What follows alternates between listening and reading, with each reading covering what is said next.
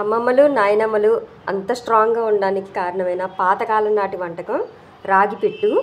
ఇది తినడం వల్లే ఎటువంటి నడుము నొప్పులు లేకుండా ఉండేవాళ్ళు. మెచ్యూర్ అయిన టైంలో ఆడపిల్లలకు తప్పకుండా చేసి పెట్టాల్సిన రెసిపీ ఇది. ఆడపిల్లలకు మాత్రమే కాదు, మగపిల్లలకు కూడా చిన్నతనం నుంచి వారంలో ఒక్క రోజైనా సరే చేసి పెట్టినట్టయితే ఎముకలు చాలా బలంగా తయారవుతాయి. దీనికోసం చూడండి, రాగి పిండి తీసుకోవాలి. రాగి పిండి తీసుకొని కొంచెం వాటర్ వేసి ఇలా ముద్ద అయ్యే వరకు కొంచెం కలుపుకోవాలి. కొంచెం వాటర్తో తడిపితే సరిపోతుంది, ఎక్కువ వాటర్ పోసి కలపకూడదు.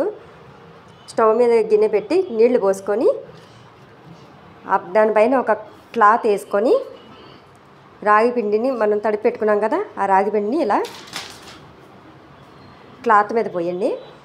పోసి మూత పెట్టి మన ఇడ్లీలో ఏ విధంగా అయితే ఉడికించుకుంటామో ఆ విధంగా ఒక 15 నిమిషాలు సిమ్లో పెట్టేసినట్టయితే ఉడికిపోతుంది. ఈలోపు మిక్సీ జార్లో కొబ్బరి యాలకులు తీసుకొని పొడి చేసుకోవాలి. పొడి చేసుకుని మనం స్టవ్ మీద రాగి పిండి పెట్టాం కదా, అది ఉడికిపోయి ఉంటుంది. అది ఉడికినప్పుడు కూడా మంచి స్మెల్ వస్తుంది, మనకు ఉడికినట్టుగా అర్థమైపోతుంది. కలర్ కూడా చేంజ్ అవుతుంది. చూసారా, ఇలా ఉండగడుతుంది. ఇప్పుడు దీన్ని సపరేట్గా ఒక ప్లేట్లోకి తీసుకొని